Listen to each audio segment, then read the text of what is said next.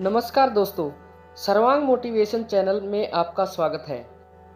दोस्तों, जीवन में आवश्यकताएं और इच्छाएं पूरी करने के लिए इंसान विभिन्न कार्य करता है।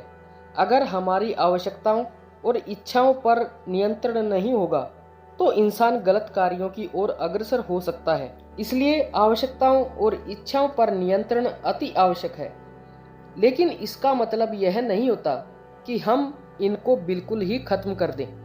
इस बात की पुष्टि के लिए आज की इस वीडियो में गौतम बुद्ध और राजकुमार की एक कहानी सुनाई जा रही है। दोस्तों, कहानी को अंत तक अवश्य सुनना। तो चलिए कहानी शुरू करते हैं। एक बार मगध राज्य का राजकुमार श्रोण बेहद उद्दंड था। उसको दूसरों के अपमान में आनंद की अनुभूति होती थी। दूसरों को अपमानित करने में वह उम्र का ख्याल भी नहीं रखता था। जब माता पिता उसकी हरकतों से बहुत परेशान हो गए तो उन्होंने अपने महल में भगवान बुद्ध को आमंत्रित किया।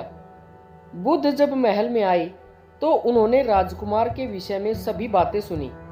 उन्होंने राजा से राजकुमार को प्रवचन में लाने के लिए कहा। श्रोण अपने पिता के साथ आया और प्रवचन की समाप्ति पर वह बुद्ध के चरणों में लौट गया। बुद्ध के वचनों से प्रभावित होकर वह बौद्ध धर्म में दीक्षित हो गया। उसका जीवन पूर्णतः बदल गया।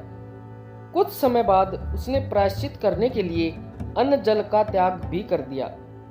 इसके इस कठोर प्रण के विषय में जब भगवान बुद्ध को ज्ञात हुआ तो वे उसे देखने आए।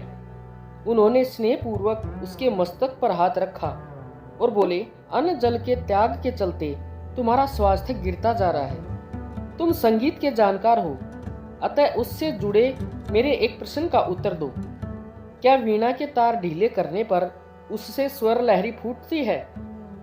श्रोण ने जवाब दिया, नहीं भगवान। बुद्ध ने पुनः प्रश्न किया, तब तो तारों को खूब कसना पड़ता होगा। श्रोण बोला, नहीं, अधिक कसने से तो तार टूट सकते हैं। तब तथागत बोले, वीणा से मधुर संगीत निकालने के लिए उसके तारों को ना तो अधिक ढीला रखना चाहिए और ना ही अधिक कसना चाहिए। इसी प्रकार हमारा जीवन भी एक वीणा की तरह ही है, जिसे भली भांति चलाने के लिए सभी वस्तुओं का पूर्ण त्याग उचित नहीं है। श्रोण ने कठोर प्रतिज्ञा से मुक्ति ले ली और सहज जीवन जीने लगा। यह कथा जीवन को नैसर्गिक तरीके से जीने पर बल देती है, जिसमें उचित आवश्यकताओं की पूर्ति और अतिरिक्त इच्छाओं पर नियंत्रण का संदेश शामिल है। यदि जीवन को आवश्यकता, पूर्ति और संयम के संयोग से संचालित किया जाए तो परम शांति प्रदायक होता है।